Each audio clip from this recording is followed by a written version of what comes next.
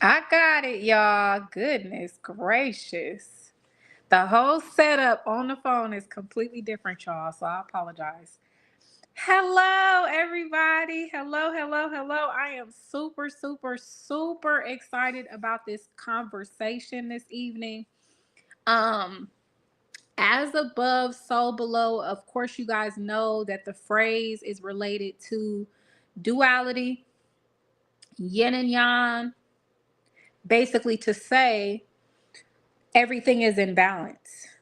So when we talk about romantic relationships, we talk about the man and the woman. We need to make sure everything is in balance. So I'm going to try my best to walk you through a visual so we can understand what our roles are supposed to look like, because countless times I run into uh, experts talking to you on YouTube, TikTok, Facebook, Instagram, and I feel like the description is so generalized and it's not really thorough, so you can have a clear understanding as to what this is actually supposed to look like. It leaves so much room for interpretation that everyone's still guessing, and I think it's one of those things that everyone should have the same answer for. And so, first and foremost, I'm just going to throw a question out there. Have you ever felt like loving your partner meant doing everything for everyone and then wondering when your partner will catch up? Now, this is typically the feeling that comes from women. And we're talking about the woman's position more often than not in this discussion, but we have to start somewhere. And so the start of the conversation has to be around leadership. And the most deciding factors when it comes to leadership is being able to demonstrate, excuse me, y'all, being able to demonstrate everything that you want to see. And this is something that we get confused about, because just because you label yourself the head of household, just because you say that you're the leader, that does not solidify your performance and how you actually build trust coming from the people that are under your leadership. That's not what this is supposed to be. You have to understand that even though you're the leader and you have people under your leadership, that should look like something. So the first order of business is to demonstrate what you want to see. So if you have an effective leader, that person should be able to demonstrate what they would like to see, as well as be very self aware, as in know their weaknesses as well as their strengths. Also, be able to delegate to others. And in delegating to others, you're able to utilize the people under your leadership accordingly to lay out a goal and to achieve that goal. And so, all of that demonstrates good leadership. When you are the head of household, you're the leader, your family works like a machine. Everyone knows where their weak points are, where their strengths are, and where they're supposed to be as far as making this machine work. If you think about a car, the engine does what it's supposed to do, the alternator does what it's supposed to do, the rotors do what they supposed to do, the steering wheel does what it's supposed to do, the tires does what it's supposed to do. Collectively, they build a car and they make it run efficiently. And so when you're talking about leadership and being the head of a household, that's what that means. That means that the people under your leadership can come together as a collective and run like a well-oiled machine at your leadership. And so what's the point of being a wife? Like, what is the real point of being a wife? We put a lot of emphasis on the phrase helpmate. And so I'm here to tell you that my opinion differs slightly compared to what we tend to hear. And so, in my opinion, when we talk about helpmate, that leads to a lot of women filling out a lot of applications, doing prescriptions, saying, don't forget to take your medicine, don't forget this, don't forget that. You know what I mean? That kind of thing. And we really need to understand that there may be a thin line, but there is a thin line between mothering your partner versus being a wife to your partner. Okay. I don't know where we got this idea that being a wife means not let your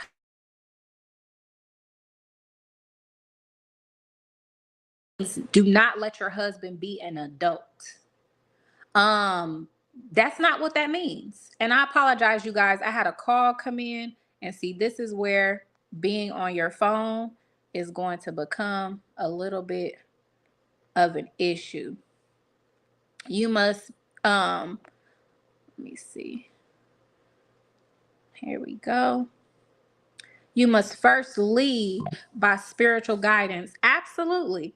And not even just spiritual guidance, because when you say spiritual guidance, keep in mind, spirituality is inward. Spirituality is on the inside. We're not talking necessarily about spiritual guidance. You need to lead physically. That needs to be something that we can observe. You can't really observe what's going on spiritually. Spiritually is internal. That's between you and yourself, you and your higher power, if you will, if you have a higher power. So we need to be clear. You need to lead in a physical aspect. We need to be able to watch and observe your consistency. We need to be able to watch and observe your dialogue, how you handle situations around you. Now, back to the wife's role in this is women are multitaskers. They do well with patterns and observing not only patterns, but breaks in patterns. They do well with research. They do well with collecting data.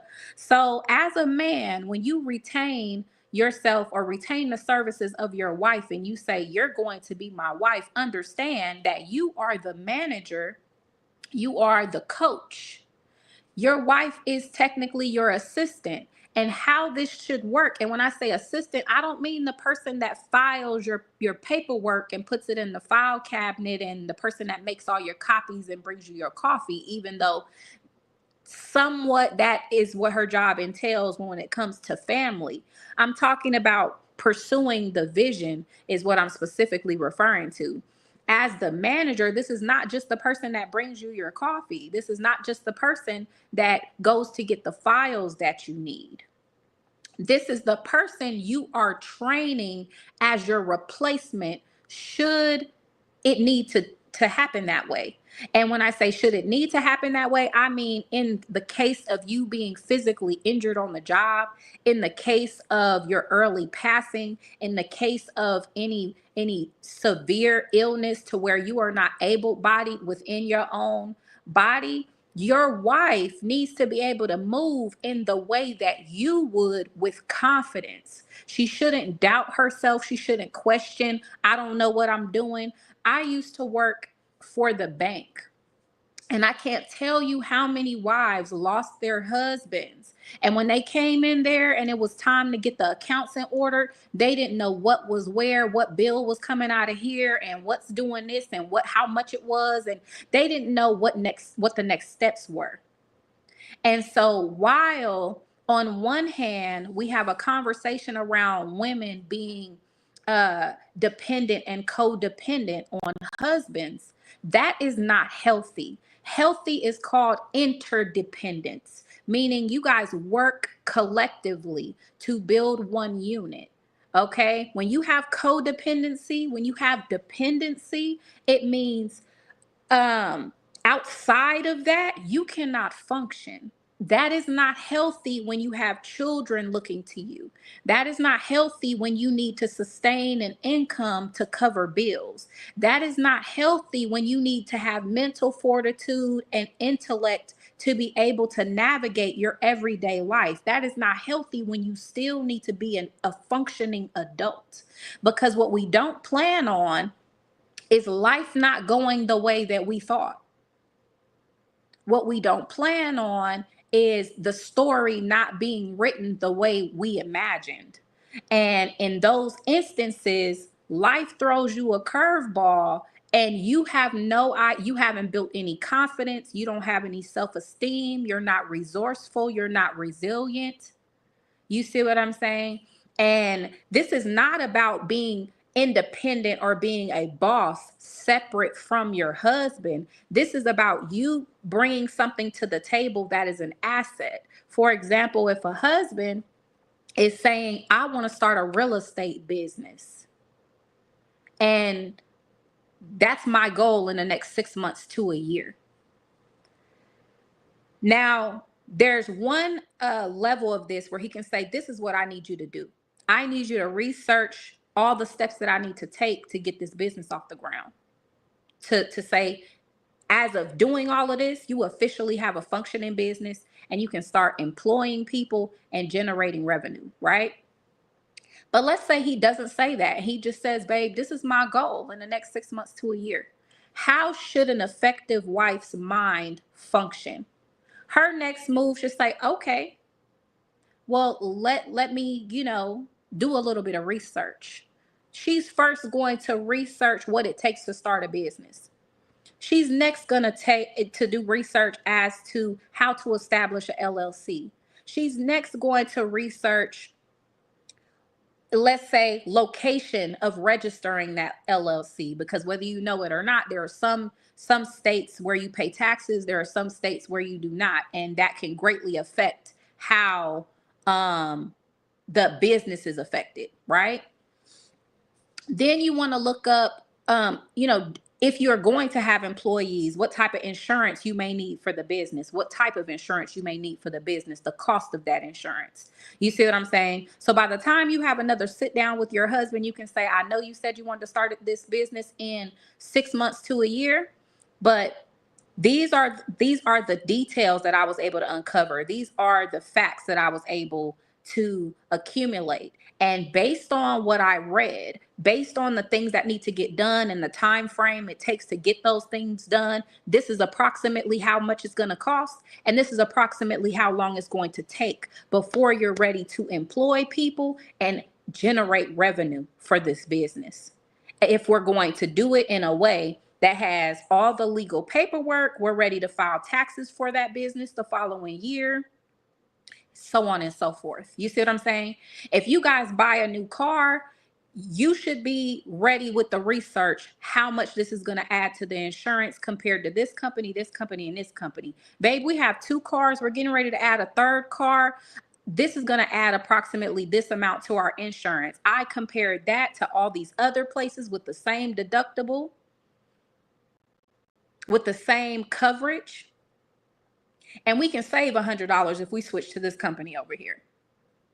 It's the wife that should be saying, babe, if we buy this house, I understand that we want a pool, but if we don't get the pool and we just move into a community with a pool, we can actually get an extra bedroom. I know you always wanted your own office, and there may be a situation to where we could even get, a bigger backyard, whatever the situation is, to make the budget stretch effectively.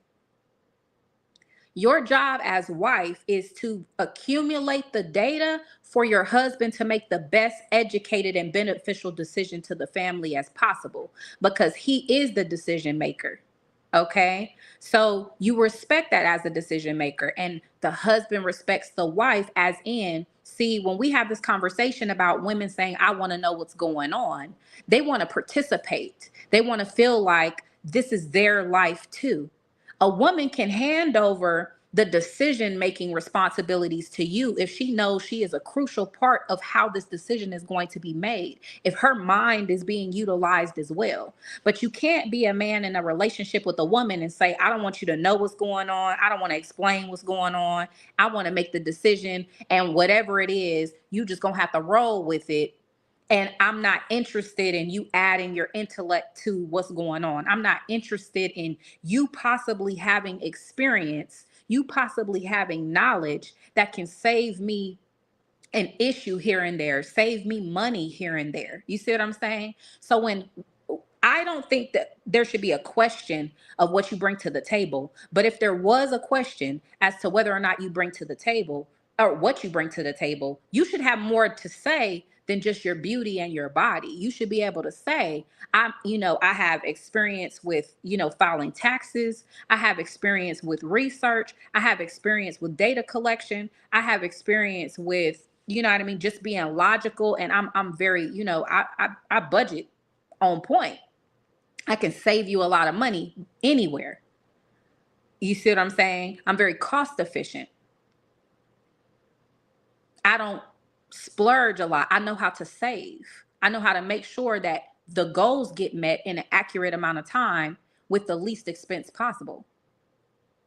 So instead of being the wife that when you're at the doctor's office and the doctor's talking to your husband and saying, when's the last time you such and such and such? You're like, oh, he did this September 3rd, and then he had this done, and then he had this done. He is a grown man. He should know how to communicate what's going on with his body, what he's been through in the past, how he's feeling.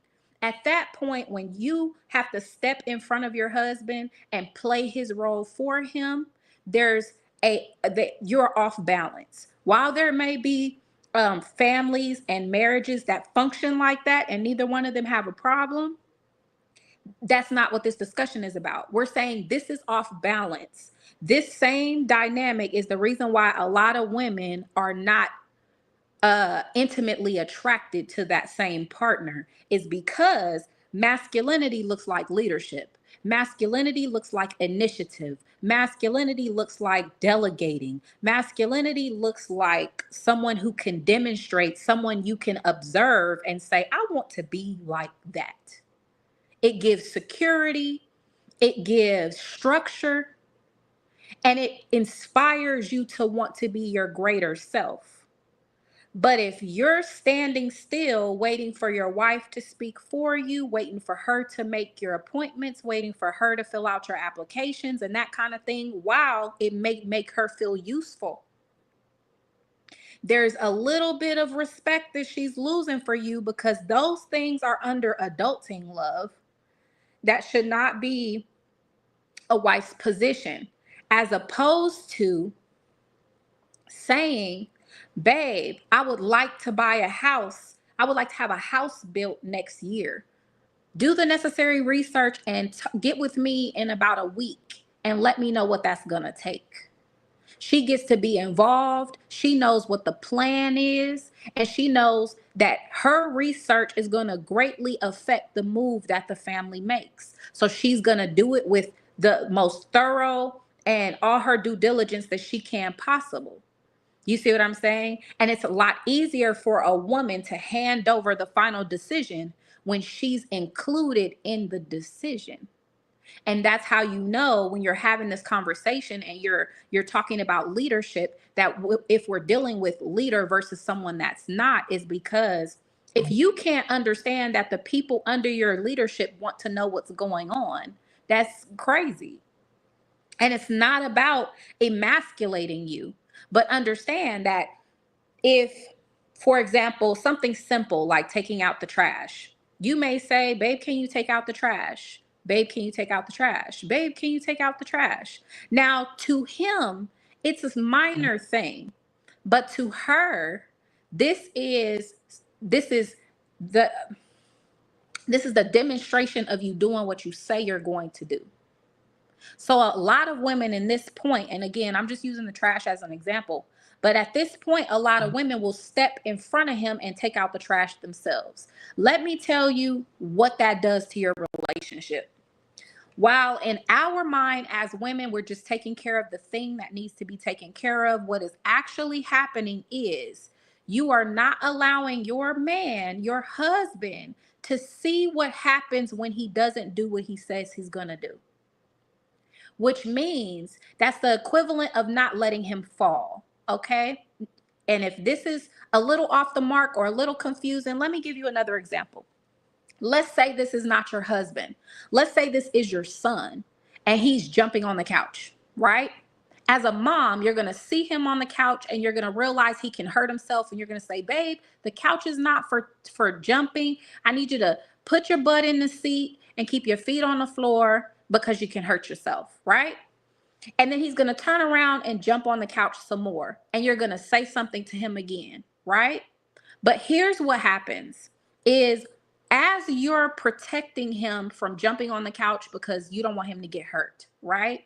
What you don't realize is that simultaneously, you're also protecting him from experience.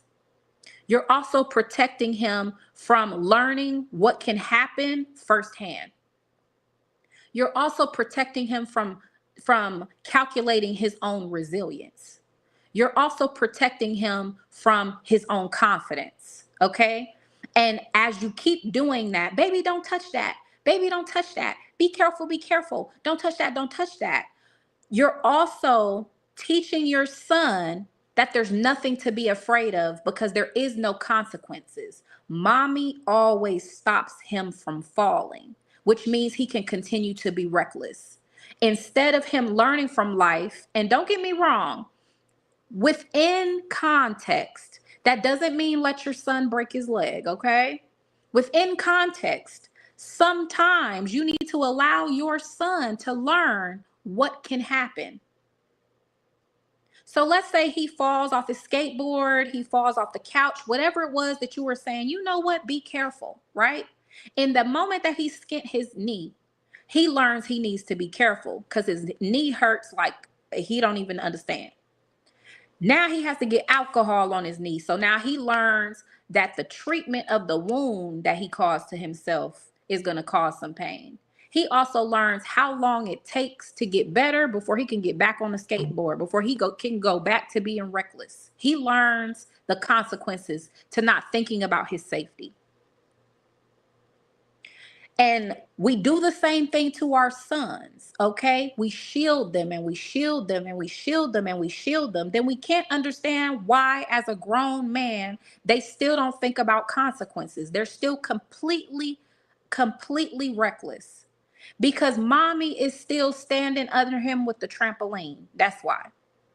Understand that it's the same thing with your man. If you don't allow him to see that when he says something, and he doesn't do it, things happen.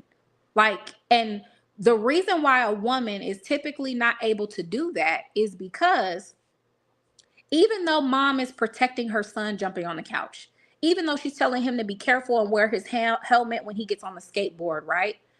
While she doesn't want him to be hurt, but what's really bothering her is seeing him in pain would bother her so much that she can't bear to let him learn the lesson.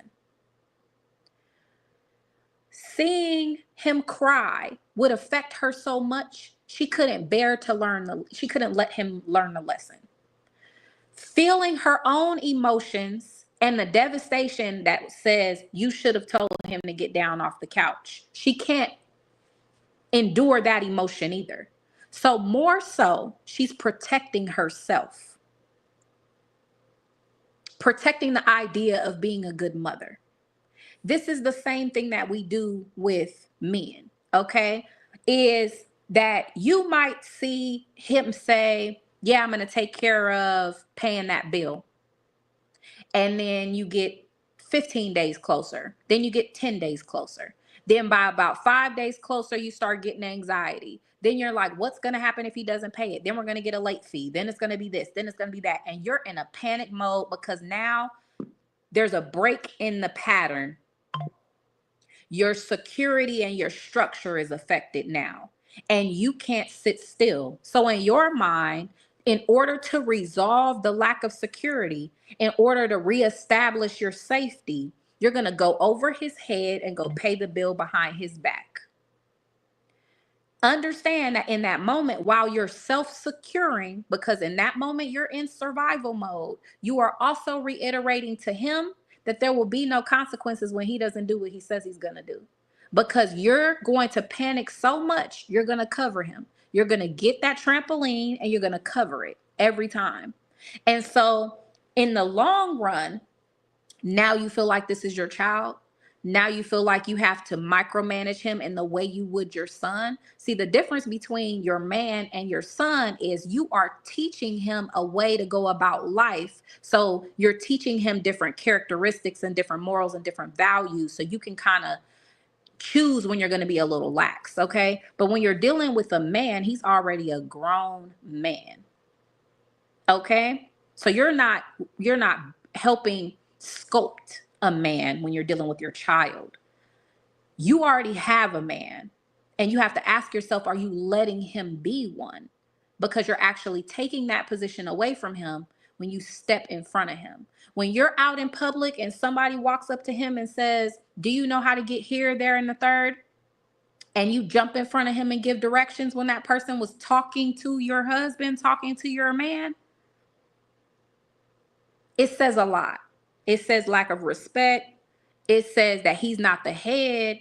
It says that he's not the voice of the relationship. People from a distance will say, you do not wear the pants, bro. Just that quick.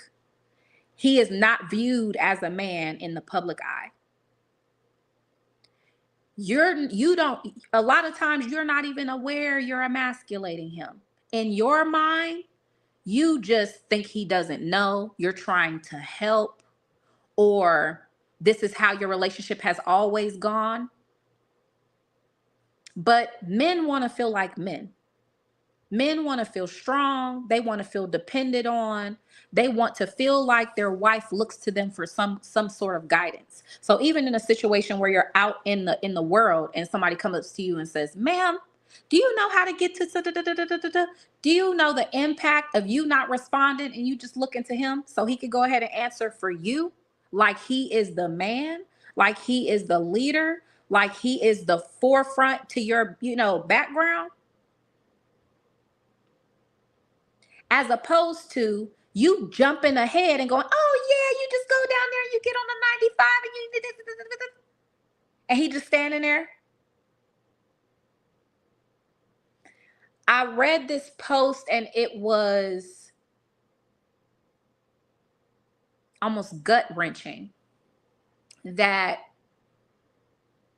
when it comes to being feminine, when it comes to being submissive, the real challenge is allowing him to feel his failure.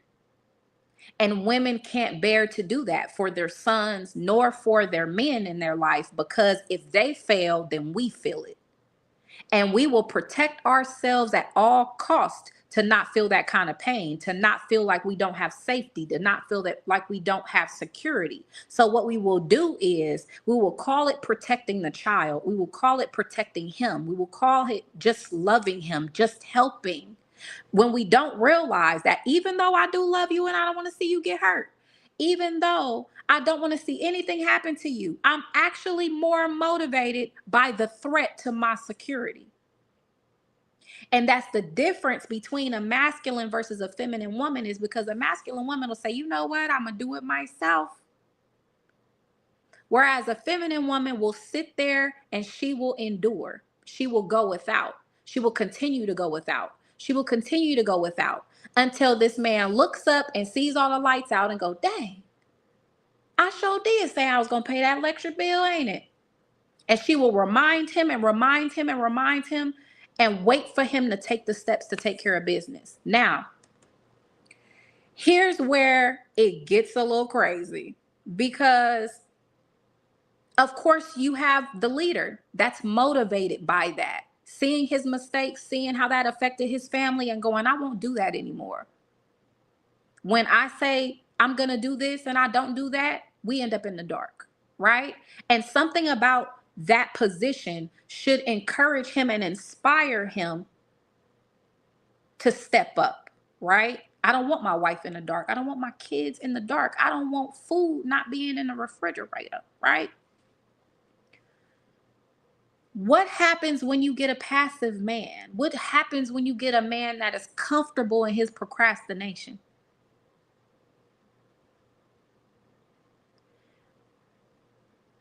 It gets awkward, because now as a woman, you have to decide how long you can go without stepping in front of him. Because here's the thing.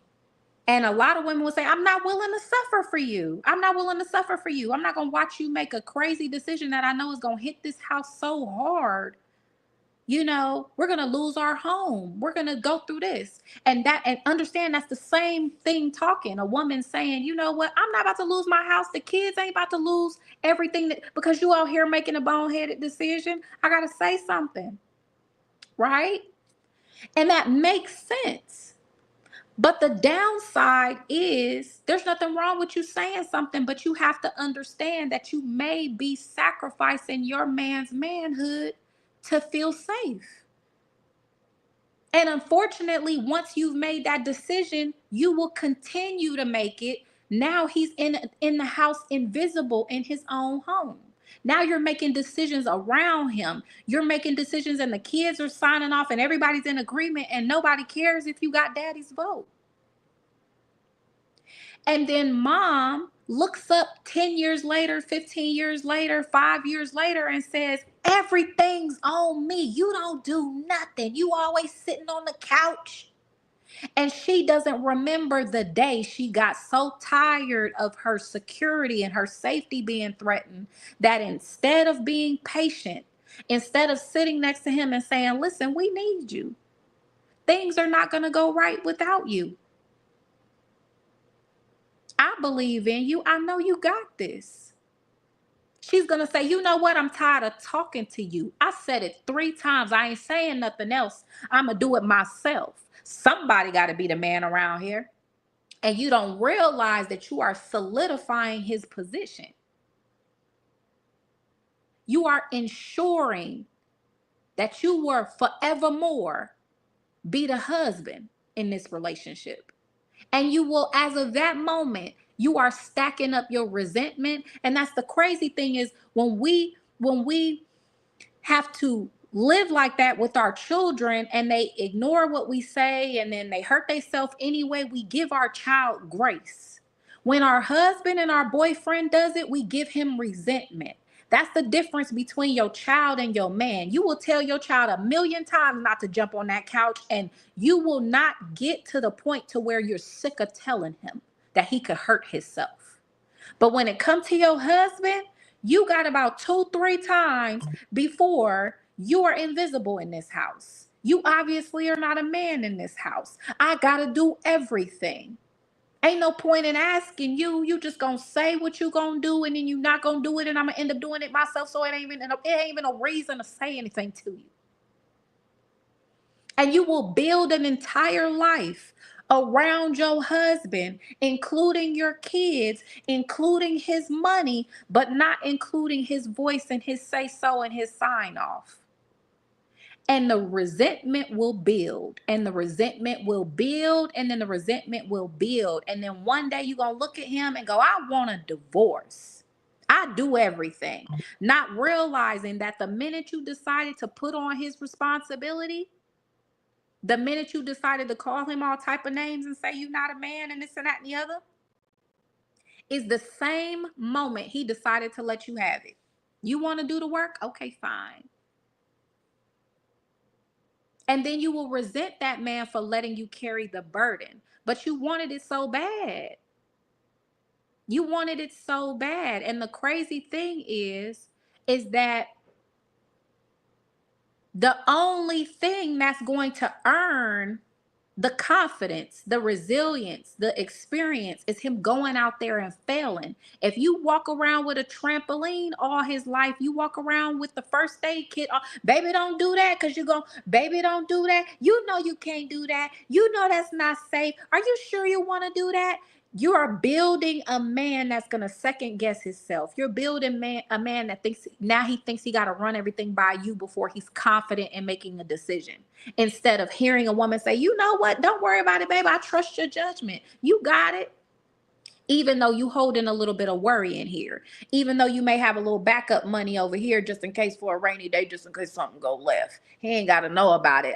You know what I mean? I'll have it just in case we need to talk and it comes down to it. But that man is going to grow. He's going to say, you know what? I did say that. My bad. I'm going to work on that. You don't realize you become masculine when your disappointment or identifying the breaks in patterns turn you into someone that fusses instead of expresses your disappointment. You always say you gonna do something, and then guess what happened? You don't do what you say you gonna do because you just be talking to hear yourself talk. And then I gotta remind you again, instead of saying, baby, it would have really meant a lot to me if when I asked you to get this done, I really need you to take care of this for me. Babe, I know you're busy. I know it's a lot going on, but could you please take care of this for me? It would make everything so much easier for the day. But in order to be that woman, you got to get over yourself. And it's hard to do. It's hard to do. Rise, Stephanie. Hello, Christina. It's difficult to do. And that's the challenge for women, is that when you decide on this man, that means you cannot take back his promotion because he's getting ready to make a mistake and you see the stop sign. The only thing you can do is say, baby, there's a stop sign. And he might still run it. And you're going to have anxiety. You're going to have anxiety. And that's the part that's challenging for us, is not getting to the point to where you've given up on him. Not to the point to where you're giving up on him looks like his emasculation. To the point to where you're ready to take his manhood and wear it around your neck. Take his manhood and put the pants on. Because understand, this is also a demonstration for your household as well. You're also teaching your daughter how to be under the leadership of someone else. You're also teaching your son how to lead. So the minute you make that move and you're demonstrating how someone under leadership should respond to leadership, you're teaching your son that this is going to turn into a war. You're teaching your daughter that she can just step on over him because he ain't nobody, despite he does this, despite he does that, despite he does that. Now, don't get me wrong. Femininity and submission is not about keeping your mouth shut and being passive. Let me make one thing clear. The whole idea that you're supposed to be a yes man, you're supposed to be Miss Get Along to go along, that is not the definition of feminine. Okay? That is not the definition of submission. Okay? It's about what you say and how you say it. You don't need to twirl your neck. You don't need to start a sentence with what you need to do is. You don't need to fuss at a grown man the way you talk to your child. You have to realize you're talking to a man and say, I really looked forward to this happening. I know you said that you were gonna, didn't you? Or maybe sometimes it's just a question. Babe, didn't you say that you were gonna? He might have forgotten, love. You already in your head in a tizzy.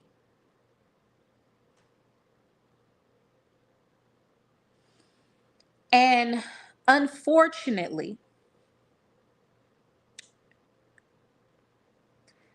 me me when I like being in control. Absolutely. Absolutely. And I can understand that. And that has to be a part of your self-awareness as well, to say, I like being in control. But understand that, if put it this way, and it hits you different when you put it that way. If you like being in control, that means you want a feminine man. You want a man that will relinquish control. And when you put it into perspective like that, you have to really ask yourself, is that genuinely what you want, or are you used to an existence? Because you shouldn't be in survival mode with your man. You shouldn't be. But the trust is typically earned, and it's earned through his consistency. And even he's learning in the same way you're learning to become a better wife, he is learning to become a better husband. You are improving your consistency as you go. You are overcoming obstacles as you go. But when you're a woman and you choose a man,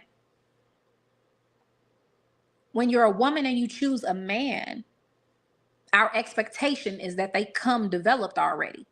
And since we're the one under the leadership, we get to develop under their already developed self. When in reality, you're choosing a man with the most potential for leadership, choosing a person that you believe in to get to his ideal definition of leadership. Here's another gem. We talk a lot about actions speaking louder than words. I personally can't stand that phrase because, in truth, what you want is for your actions to be in alignment with your words. You want both representations. In my opinion, if you got one and not the other, it don't matter which one come first, something is broken there. You want everything to be in alignment. And here's a truth that nobody tells you, but I promise you, no matter if it's a woman or a man, this will always be the fact. When we talk about who we are, we are talking about the being we aspire to be, right? When we are in our actions, we are demonstrating the person we actually are, okay? So when you assess being with that person, when you decide, is this somebody I want to subscribe to? You want to make sure that who they're speaking about being and who they're demonstrating to be is in a short distance. Okay? Meaning from who I see them being right now versus the person that they talk about they would hope to be, or the person that they're telling me they are, can I see that as obtainable by them? Can they actually reach and touch that? And that's how you gauge, hey, if that's feasible, if that makes any type of sense. Because typically we say actions speak louder than words, so we focus on their actions and then we don't pay attention to anything else. And you set yourself up for failure because that means that their actions are something that you're going to take seriously, but their words you'll dismiss. And that's not how it goes. You want the actions to be directly in alignment with their words. And keep in mind, your words represent who you aspire to be. Your actions represent who you are currently. And you want to make sure that they're in a short distance of each other. And that's an obtainable thing. You want to make sure, like, okay, that's within a couple of inches. That's within a couple of feet. That's within the next year. That's within the next 5 years. But if you can't see the distance between who they're saying they're striving for and who they say that they are, you have to ask yourself one question and be honest about it. If I cannot see that being within the distance, if I can't see that with being within their reach, am I willing to wait however long it takes for them to get there? And when I say however long it takes, that means however long it takes. That means that you might be 20 years, 25 years, 40 years later, just now seeing your partner become that person they was talking about when you fell in love. And if you're not willing to roll with all the punches, ride all the waves with them, be honest with yourself. Because the truth is, the person that they're talking about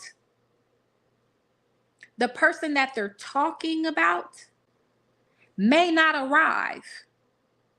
So if there's a short distance between their display of themselves versus how they talk about themselves, you're at least within range and you have a pretty good person that you're dealing with, a pretty well-rounded individual.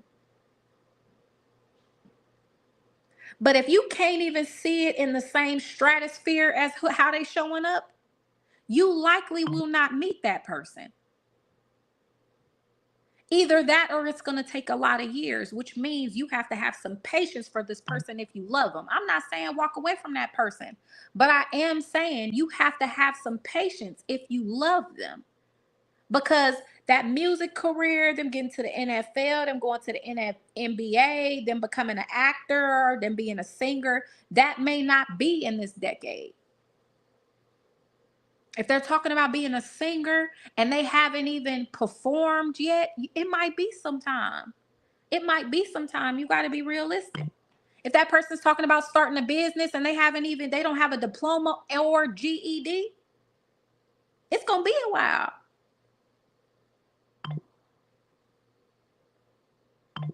And as a woman, you have to ask yourself, can I be a helpmate to that person? A helpmate. And listen, let's be clear about something else.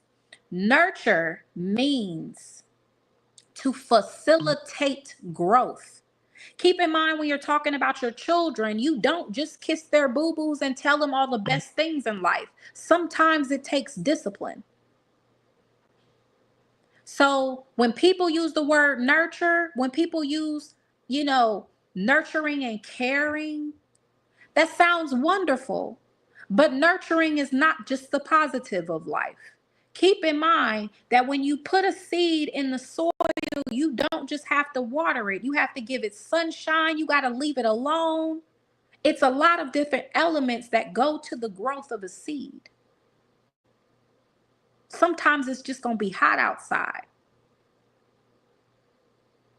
Sometimes the weather is bad. And when you're trying to be a wife to a husband, sometimes the negative looks like you communicating a disappointment, not belittling him, not talking down to him, not stripping him of his confidence. And this is a big thing, ladies, because the way you talk definitely matters. Telling him what he can't do shouldn't ever come out your mouth. He should never say that to you.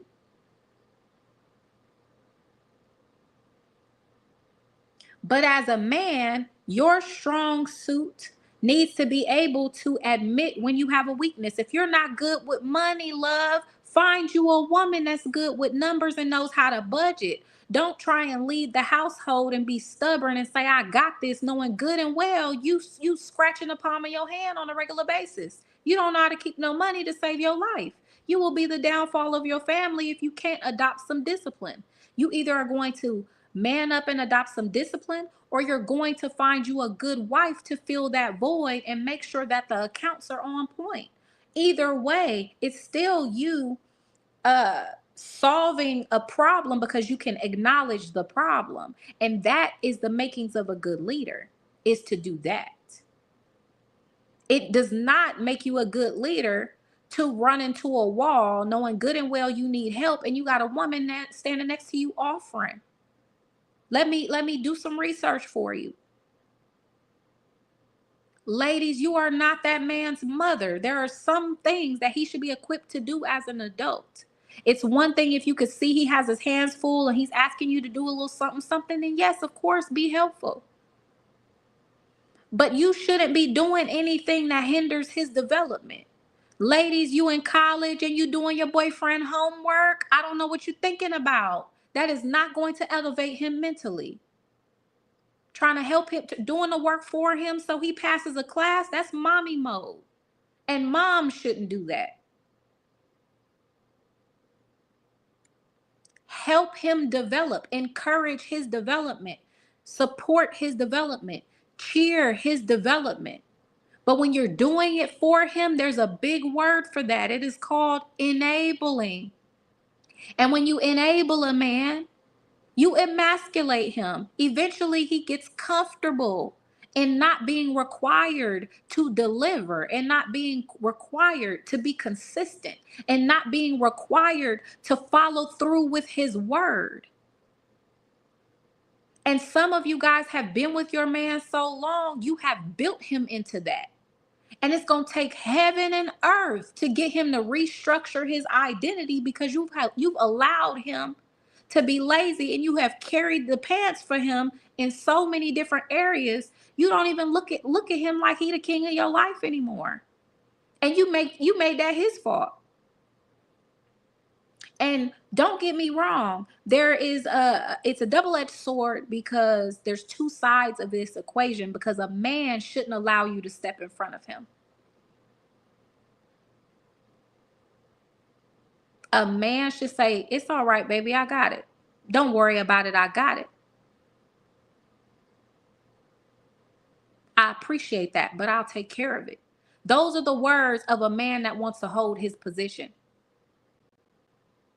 When you're getting ready to go get you a heavy bag, and you say, babe, can you help me with these groceries? And he taking too long and you go grab the bags and he meet you up there and say, put those bags down, baby. I appreciate it, but I got it.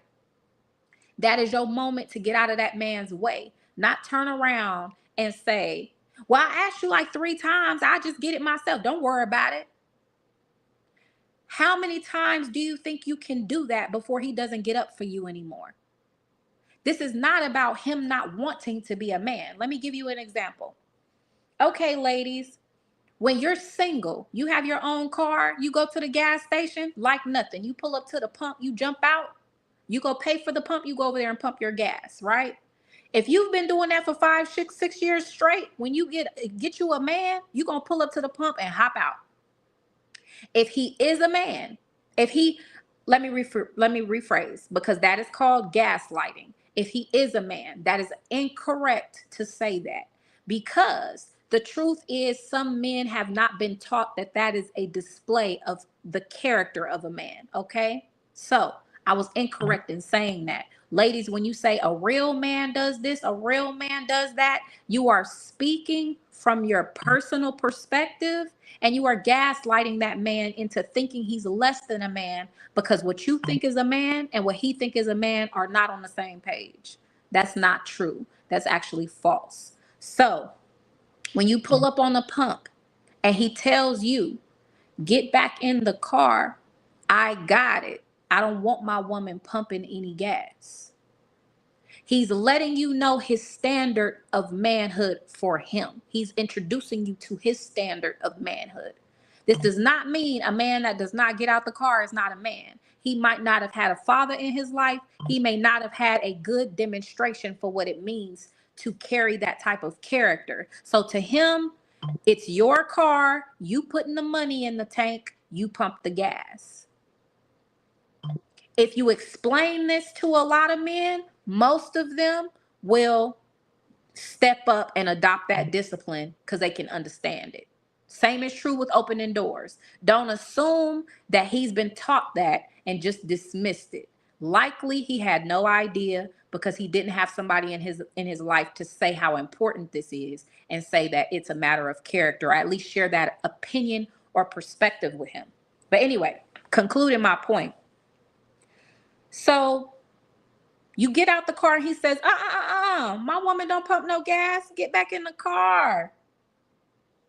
Once he has told you that 3, 4 times, eventually, love, you're going to pull up on the pump and you're not going to get out. You're going to pull up and turn the engine off, pop it in park, pop the gas, the door on the gas, and then sit back. Let him do his thing. Because how he moves has set the tone for how you move. So don't think for 1 second that just because you keep stepping in front of him and then he start allowing you to step in front of him, that he's less of a man. You just get comfortable with how things go. I will say, a man that is very intentional, a man that is very serious about the standard that he holds and he covets, and what falls under that as manhood, is not going to just relinquish that to you. I will say that. Men that lack a little bit more discipline will just give it up and let you have it. A man that's convicted about things, like you are not just going to pump the gas out here in front of all these people with me in the passenger seat, have me looking like some little boy out here. That man will always get out the car. And he will always throw a fit every time you do it. Every time you walk ahead of him and open the door before he could get to it, he gonna let you know how he felt about it every single time, because he is hanging on to his standard for manhood. So you may run into a man that will relinquish that discipline, or maybe the discipline wasn't solid. It wasn't a solid foundation for him, so he just gave it up. That doesn't make him less than a man. Sometimes you come across a man that just wants to give you what you want so you can be happy. And if you insist on taking out the trash, if you insist on doing all the heavy lifting, if you insist on talking when he's supposed to be talking, he'd rather keep the peace, so he gonna let you put your foot in your mouth. He gonna assume that this is the way you like it, and as long as you happy, I don't have nothing to say. You get a lot of men that just don't want to make no waves, and they want their peace so bad that they'd rather not fight with you about it. So they will allow you to burden yourself by trying to take over their role as the man. So as a woman, you have to ask yourself, what type of character are you dealing with? Because if you get a man that's going to hang on to his standard, y'all going to be fighting. Y'all going to argue. Y'all going to argue. You guys are going to argue. He's going to resist you taking the standard from him and trying to reduce him to a lesser standard. Or you have a passive man that don't like waves and don't like drama, and he assumes that if you like it this way and you prefer to carry all the do all the work and shoulder all the burden, he might as well just let you have it as opposed to arguing all the time. And he gonna let you have it. Now you're bitter, you're upset, and you can't understand why you can't get this man off the couch. And you don't even remember that 10 years ago, you were like, sit down, relax. I got it. Don't worry about it. I got it. And this is advice for women and men alike. Do not, and I repeat, do not, and I repeat, do not introduce anybody to a life you're not willing to maintain. You will regret it. It's easy to say, babe, don't worry about it. I'll do all the cooking. I'll do all the cleaning. I'll keep myself looking good. I'll keep my hair done. I'll keep my nails done and this and that and the other. And as soon as you have a baby, you think the whole world is supposed to adjust. His expectation is going to be that you maintain all that character you said you had, even though you just had a baby. You have to introduce yourself as somebody that's vulnerable, somebody that experiences stress, somebody that experiences fatigue, somebody that is not well when they don't feel good. You being the I got it type works against you in the long run, because if you have a man that will forfeit his discipline, forfeit his standard, he will let you pile it on, honey. He's going to let you pile on all that hard work until you can't take no more. And you're going to be wondering why he let you suffer. And his logic is going to be, you wanted it so bad. Like, I don't want to argue over it. If it means that much to you, honey, you could take out the trash. If it means that much to you, you can do all the bills and make all the decisions. You wanted it like this. Either that, or you're going to continue to bump heads with the man who is going to hang on to his discipline, hang on to his standard.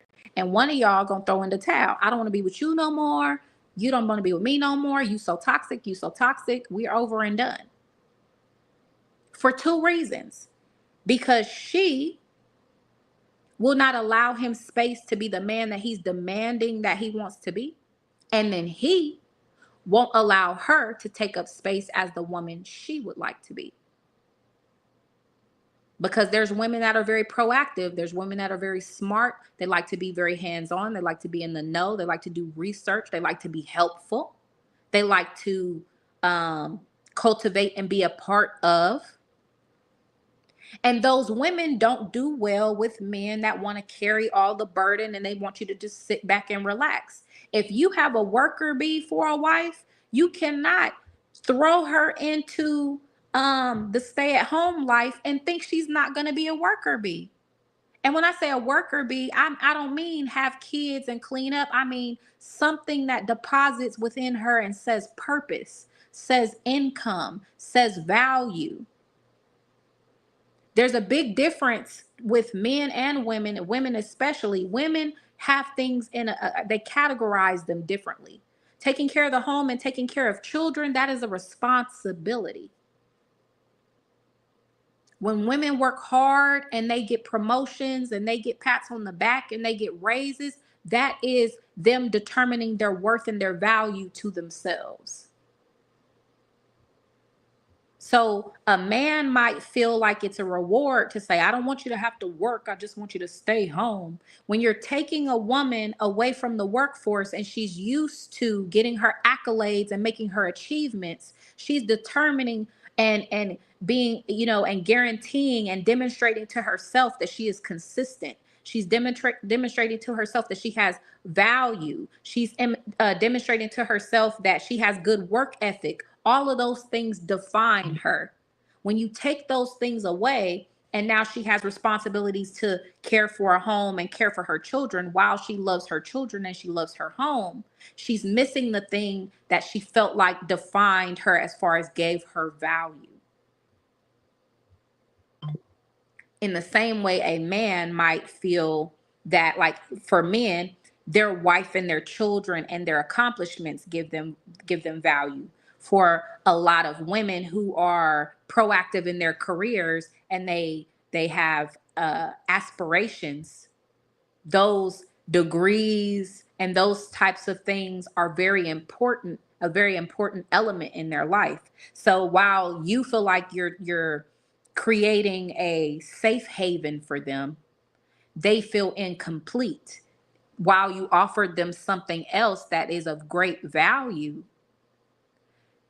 they're missing the part of their life that determined their worth as an individual, that did not determine their value as it relates to their ability to pour into others. You see what I'm saying? Because being a wife and being a mother requires for you to deposit to determine value. But as an individual, it's about how you can deposit and achieve within yourself. And women need a healthy balance of both in order to feel fulfilled in most cases. And whether it's at the same time or before or after is kind of irrelevant. That's specific to the individual. You will see some women who did the career thing first and they're doing the mother thing now, so they're happy. You will see some women who did the mother thing first and they're doing the career thing now, so they're happy. You'll see some women who are juggling them both at the same time and they're happy. You'll see some women that raise their kids and then their kids go off to college, then they go build a career and then they're happy. But women need to touch that at one point or another, at a time in their life. And how that looks is going to be relative or specific to the individual, but that's a need. And so if you're going to bring that type of woman into a home and say you don't have to work, but then not let her be a worker bee within the collective business or the vision, you're essentially the doing the equivalent to her as emasculating is to you. You're putting the fire out by expecting her to be fulfilled just by home care and children when she's been a person that knocks down goals on a regular basis. She needs something that achieves. And so either you're going to allow her to continue to work, you're going to allow her to have some type of career on the side, work from home, or you're going to allow her to immerse herself in the vision that you're trying to create and allow her to participate as part of the business as your lieutenant. You see what I'm saying? And then allow her to shine within that. You see what I'm saying? You also have to allow her the grace to get some recognition for her contribution. And it's a very, very big deal. And this is how we balance everything out. The idea that a good wife is someone that doesn't want any praise for what she accomplishes outside of being a wife and mother is not realistic. And I think we know that to be true because a lot of women today are now refusing marriage and refusing having children because they think that those things are going to take away from that feeling of value as an individual. And so I think men have to come to that realization as well, that it's important. Like, men are not the only beings that want to be successful in their work life and then also be successful at home. Women want to be successful in both areas as well. Now, whether or not that means that her career makes entirely so, like an obscene amount of money, or whether or not it's just a little side gig is up to the individual. But women want to know that they have an identity outside of being a wife and mother, and it's actually the healthy thing, and that creates interdependence in a relationship. Wanting her to be codependent, wanting her to be dependent, wanting her to be a person that cannot function, can't think, can't make decisions, can't hold down the fort in your absence is not realistic, nor is it healthy. You should be taking on a wife that you can show the ropes, that in the event that you're not capable, she can take care of the kids, take care of the home, everything will function as it's supposed to. and there hasn't been a step missed. And that doesn't mean that you don't have value. If she can do that, it means that you are a good leader. It means that you are a good teacher. It means your demonstration was so on point that she was able to make sure everything was okay and honor you in your absence. It doesn't mean that it's okay for her to act like she doesn't need you. You know what I mean? That's where the need develops, and men want to be needed in that way. But the need develops from you being a source of a decent education, a decent demonstration, a solid amount of knowledge and wisdom, not from you creating an environment where she can't survive without you, but you being so consistent in your evolution, in your inspiration, in your ability to lead, that she knows without your guidance, without your leadership, she couldn't develop into the person that she's meant to be at the rate that she's developing, because she is becoming due to following you under your leadership. You see what I'm saying? That's a different type of need. And we have to start thinking about the healthy component instead of trying to reiterate to everyone the thing that is toxic, the thing that's breaking people's spirits, because that's the core of why a lot of women are leaving relationships, is because they're becoming the man in their relationships. They're emasculating their men. They're carrying all of the burden, and they're getting to a point to where they're like, if I can do all of this by myself, where is your value? All I have to do is make money, and your contribution is covered. But as the leader, you're supposed to be constantly evolving, constantly developing. You should always have something new to bring to the table, some wisdom to add, some triggering knowledge to feed the brain. So they're always becoming something new and consistently being molded by your leadership. A leader is consistently reincarnating, if you will. And that's something that demonstrates to the rest of the family. It's not a title that you take and then you get stagnant, because in those situations, the wife is still learning and she'll outgrow you and she'll blow right past you. And when she feels like you're no longer ahead of her, she thinks she can just head out on her own. You have to maintain your leadership by consistently being ahead of her. She needs to chase you and be on your heels and say, every time I just thought I caught him, he came up with something new. He developed into someone else. He shed his skin and now he's a butterfly. I want to be a butterfly too. And then right before you come out of your cocoon, he morphs into a bird. And you're just like, oh my gosh, like I want to be a bird too. And that man, she will continue to chase. She will continue to honor. She will continue to grow under the leadership, under the umbrella that he has built. But when you label yourself a leader and you turn into a butterfly, and then she turns into a butterfly, now you guys are both just butterflies, and you guys have been butterflies for like 10 years, and she's seeing all these different aspects of life shoot by her. It's like, I still want to grow. Keep in mind, women are recipients, the initiator and the receiver. If you don't have anything to consistently give her, that's like a car running out of gas. That's cool. You're the car, the man's the car, she's the driver. But gas needs to keep on being filled into the tank. When you stop putting gas in the car, she can't drive anymore. Nor does she want to, nor does she have an interest. She's looking at other people drive by her and she wants to get back on the road. And you will inspire that yearning for an upgrade. And it's not really an upgrade. It's she wants to keep more emotion. That's, women are recipients. They want to keep growing. Women feel like the world is passing them by when there's no growth and evolution. When they're in the same spot for 10 years, they start to get real agitated. The best thing you can do as a man is consistently level up, consistently achieve, take her into new heights, new experiences. So her brain is always being wowed by you.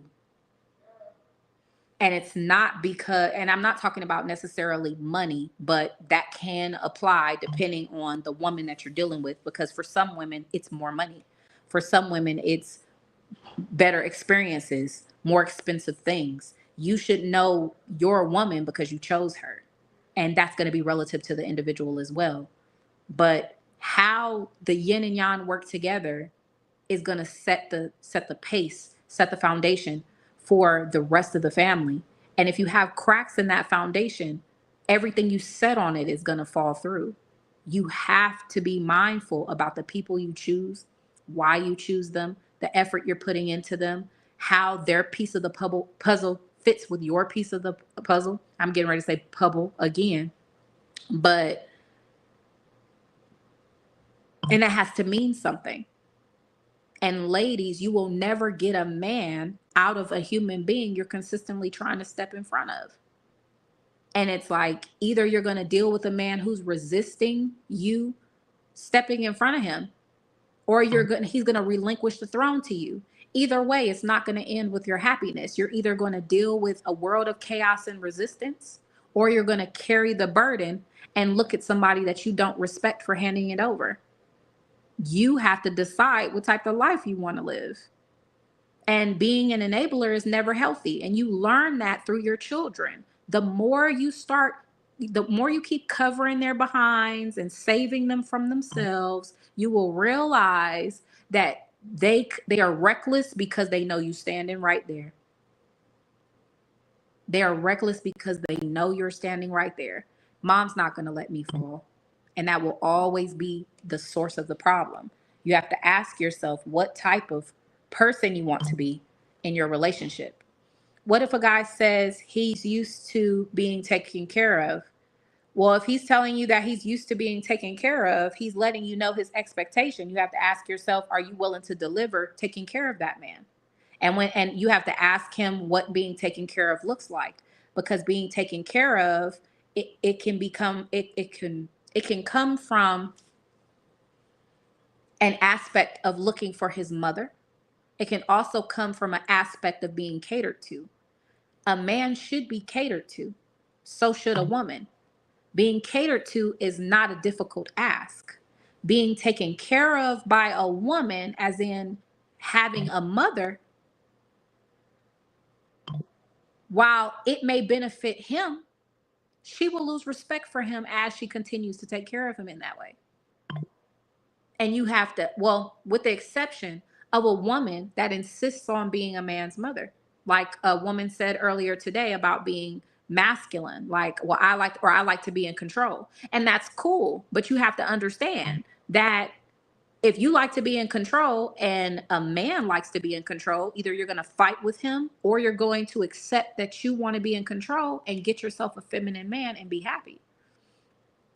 So if this man says, I like being taken care of, and what he means is, I want you to play my mama,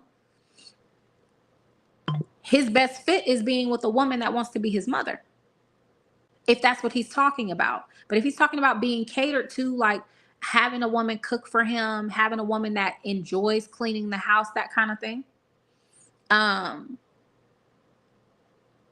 man that's taking care of his business should get that type of woman, and he should look for that type of woman. And you have to ask yourself, is he worth you being that type of woman for? Do you value him enough to be a woman that's going to cater to him?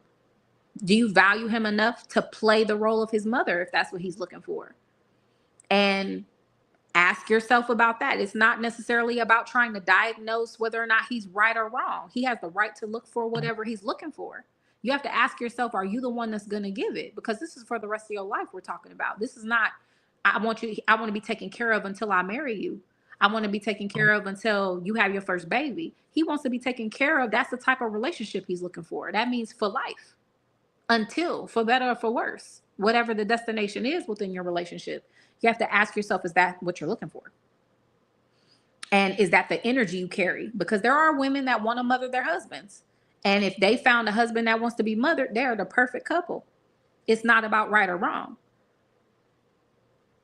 You have men that want to lead and you have women that want to be led. That's who they should be with.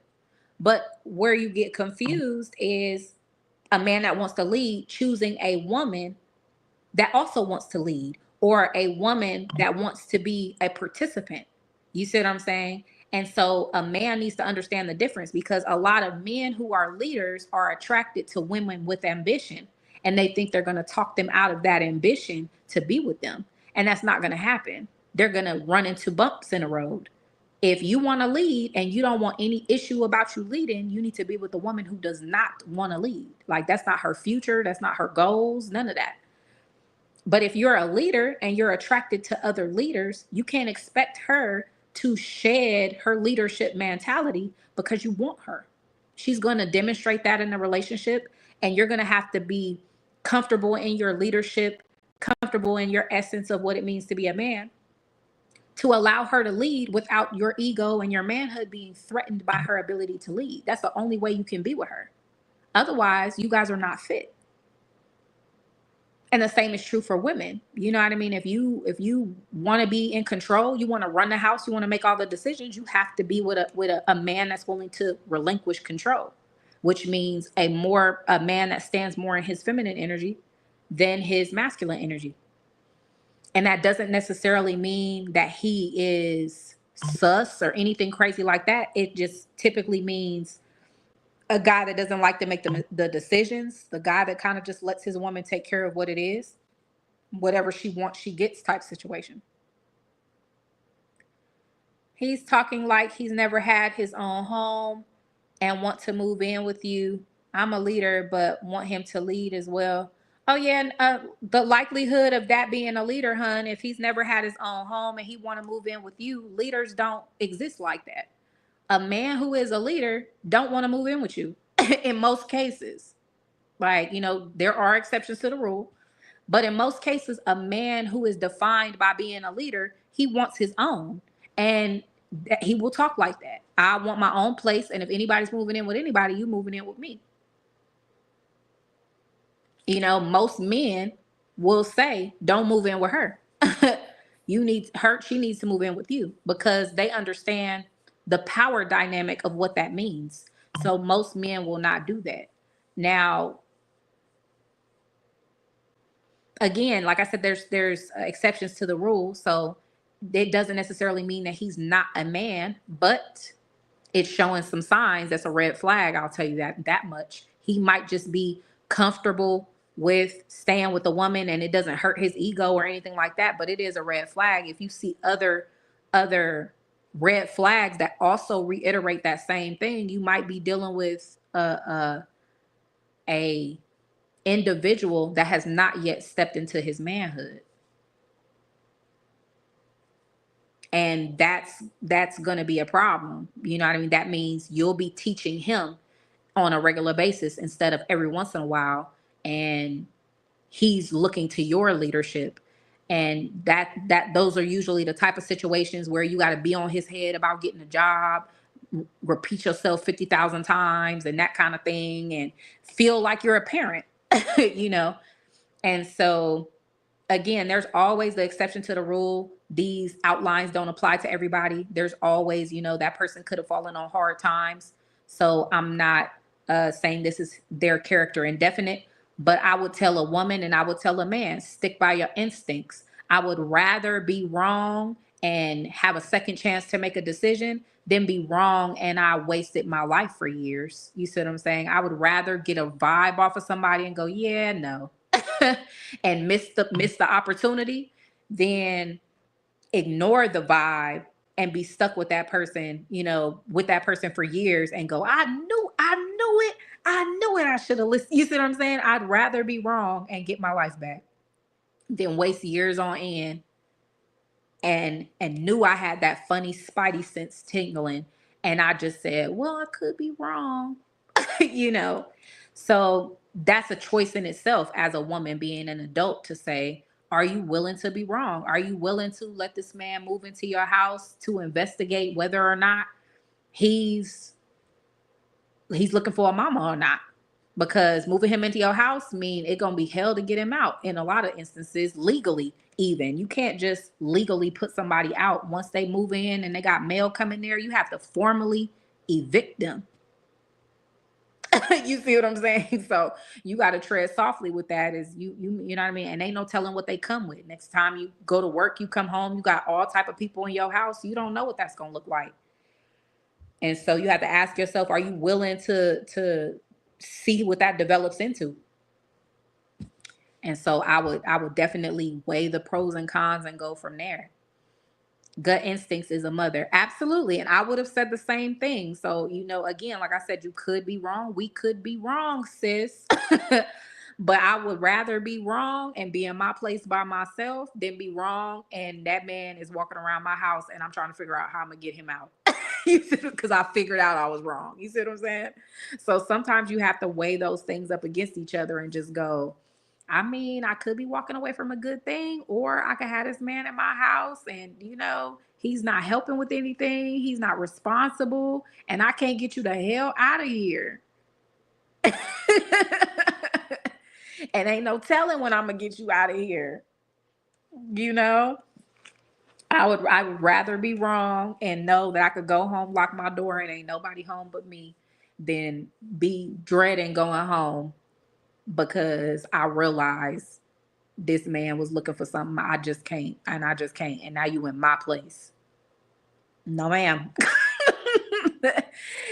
Be wise when it comes to your peace and your personal space. Like even in those situations, like if you're dealing with a man like that, I would rather, go to his house and chill and keep my little rental. Then at least when you figure it out, you can be like, I'm going back to my crib. I ain't got time for this. Because that could be a lot. You gotta formally evict him, you gotta go to court, you know. You can't promise he's gonna be responsible and just give you your key back when you ask for it. You can't promise he ain't gonna be petty and take your stuff. Like people are weird. People are weird when they get embarrassed. People are weird when they don't get their way. And everybody's a peach when life is going the way they expect it to, honey. It's when life throw them a curveball that they start. You like, oh, you a psychopath? Oh my God, you are a psychopath. You'll find out like the minute you stop coloring inside the lines and you don't do what they want you to do, you'll be like, oh my God, you're a lunatic.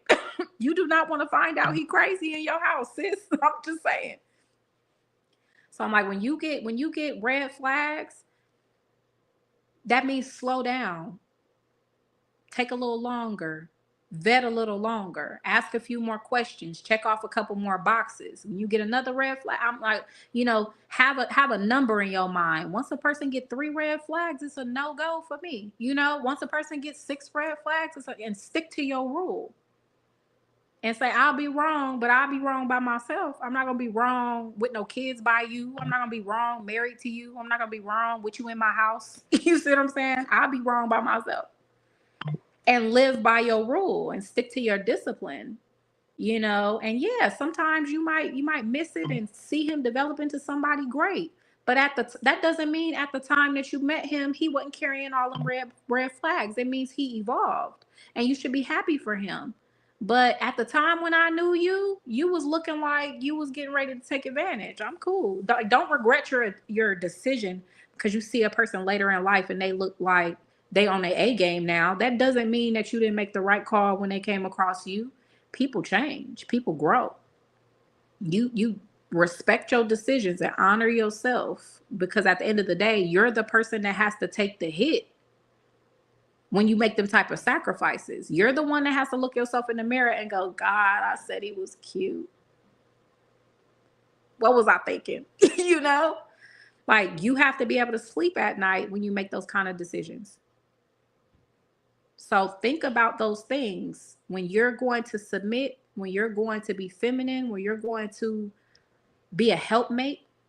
You should have in your mind what that's going to look like for you, and make sure you're pairing yourself with somebody who is accepting you to show up that way so you can be the person that you're honoring yourself to be and be proud of that person. You shouldn't be shrinking trying to fit into a box. You know what I mean? That means something is off, something is wrong. You know what I mean? It's like your growth should be in alignment and roll fluidly and blossom alongside, like his growth should facilitate and lead to and inspire your growth. That's how you know you got a good leader on your hands, sis. When you got somebody that you can look at and they don't have to tell you what your flaw is and tell you need to get this and get that together. They just growing and achieving and growing and achieving. And you like, you know what? I think I'm on, you know what? I think I need to. And next thing you know, you accomplishing things in life. And you could just watch them and how they manifest. And you'll be like, you know what? I want to be better. When their evolution inspires you to want to flap your wings, to become more independent, to have dreams, to think about who you want to be, who you are, what you like, what you love, explore yourself. Nobody should have to chin check you about honoring yourself. It that's how you know when you have, like my husband likes to say, gods that are around you. When you look at them and the feeling you get is, gosh, I want to do something better with myself. That's a good person to be around. It's not the people that's like, you need to, and what your problem is, and you always lying, and you are the person that's always reminding you of your mistakes, reminding you of your flaws. Like, that's not encouragement. That make you come down on yourself. And that's weight around your neck. You want the people around you that just their very existence make you want to shine for them. I want him to be proud of me. When you get you a good man, you just like, it ain't even about, I just want him to be proud of me. I want him to be like, that's my wife, that's my girl. you know and I'm like, you will achieve. And that's the same spirit you want to put him in. Not, you don't want him to be somebody because you a nag, yo. You don't want him to be somebody because you're a nuisance and you don't be quiet and you always complaining. You making him feel small. You making him feel like a child. You want him to be something because he can't wait to hear you go, that's what I'm talking about. I love you. I'm so proud of you. You see what I'm saying? That he just want to hear that from you. He just want to see you smile. He just want to see you say, my husband got a promotion, girl. So he can be like, she proud of me, yo. It shouldn't take much. It shouldn't be pulling teeth. It shouldn't be that hard. When it's hard, you have to ask yourself what's holding you back and what's holding them back. That's all I'm saying. I appreciate you guys. I went over for about half an hour, but I told you guys this was going to be a dope conversation. I appreciate you guys. You know what to do. Um, if you feel like this was helpful, thank you so much for watching. I'm back in business, y'all. I will be back on next Friday for us to have another talk, hopefully at 7:30. But right now, 8 feels about right for me right now. But I will see you guys then. I appreciate y'all and stay tuned. Continue to evolve, continue to inspire, and continue to be unapologetically you. Peace.